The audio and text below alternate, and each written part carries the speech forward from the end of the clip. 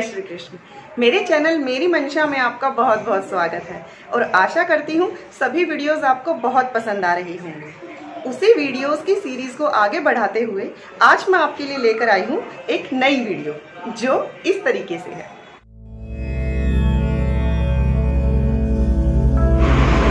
हरे कृष्ण कृष्ण कृष्ण हरे हरे, हरे राम राम राम हरे हरे। जय श्री कृष्ण। भगवत गीता को गीतोपनिषद भी कहा जाता है।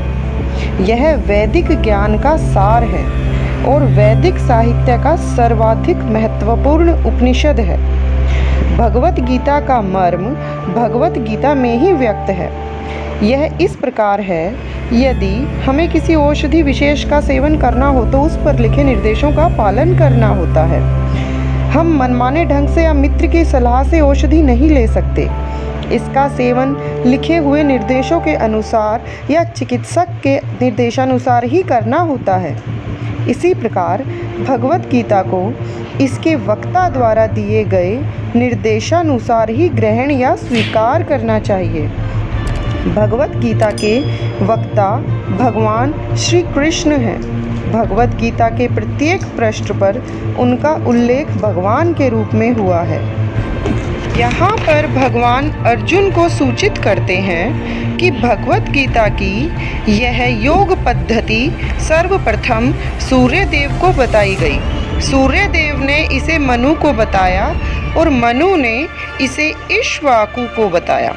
इस प्रकार गुरु परंपरा द्वारा यह योग पद्धति एक वक्ता से दूसरे वक्ता तक पहुंचती रही, लेकिन कालांतर में यह छिन्न भिन्न हो गई। फलस्वरूप भगवान को इसे फिर से बताना पड़ रहा है, इस बार अर्जुन को कुरुक्षेत्र के युद्ध स्थल में। वे अर्जुन से कहते हैं कि मैं तुम्हें यह परम रहस्य इसीलिए प्रदान कर रहा हूँ क्योंकि तुम मेरे भक्त तथा मित्र हो। इसका तात्पर्य यह है कि भगवत गीता ऐसा ग्रंथ है जो विशेष रूप से भगवत भक्त के लिए है, भगवत भक्त के निमित्त है। आध्यात्मवादियों की 3 श्रेणियां हैं, ज्ञानी, योगी तथा भक्त। अतएव हम देखते हैं कि भगवत गीता का उपदेश अर्जुन को विशेष रूप से दिया गया, क्योंकि अर्जुन भगवान का भक्त, प्रत्यक्ष शिष्य तथा घनिष्ठ मित्र था। अतएव जिस व्यक्ति में अर्जुन जैसे गुण पाए जाते हैं वह भगवत गीता को सबसे अच्छी तरह समझ सकता है। कहने का तात्पर्य यह है कि भक्त को भगवान से प्रत्यक्ष रूप से संबंधित होना चाहिए। जो ही कोई भगवान का भक्त बन जाता है त्यों ही उसका सीधा संबंध भगवान से हो जाता है। यह एक अत्यंत विशद विषय है, लेकिन संक्षेप में यह बताया जा सकता है कि भक्त तथा भगवान के मध्य 5 प्रकार का संबंध हो सकता है। कोई निष्क्रिय अवस्था में भक्त हो सकता है, कोई सक्रिय अवस्था में भक्त हो सकता है, कोई सखा रूप में भक्त हो सकता है, कोई माता या पिता के रूप में भक्त हो सकता है, कोई दंपति प्रेमी के रूप में भक्त हो सकता है। अर्जुन का कृष्ण से संबंध सखा रूप में था। निसंदेह इस मित्रता तथा भौतिक जगत में पाई जाने वाली मित्रता में आकाश पाताल का अंतर है। यह दिव्य मित्रता है जो हर किसी को प्राप्त नहीं हो सकती। निसंदेह प्रत्येक व्यक्ति का भगवान से सीधा संबंध होता है और यह संबंध भक्ति की पूर्णता से ही जागृत होता है।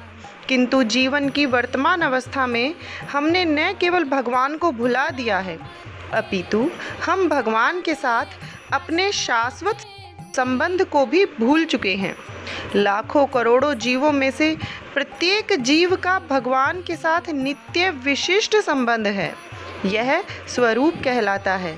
भक्ति योग की प्रक्रिया द्वारा यह स्वरूप जागृत किया जा सकता है, तब यह अवस्था स्वरूप सिद्धि कहलाती है। यह स्वरूप की अर्थात स्वाभाविक या मूलभूत स्थिति की पूर्णता कहलाती है।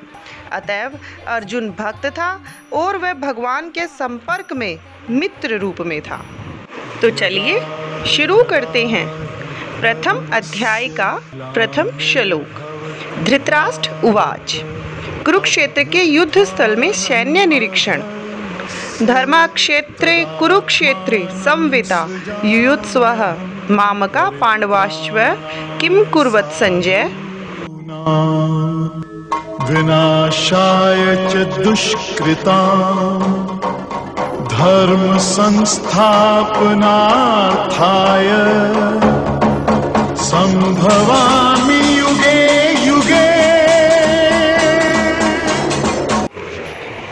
धृतराष्ट्र ने कहा, हे संजय, धर्मभूमि कुरुक्षेत्र में युद्ध की इच्छा से एकत्र हुए मेरे तथा पांडु पुत्रों ने क्या किया।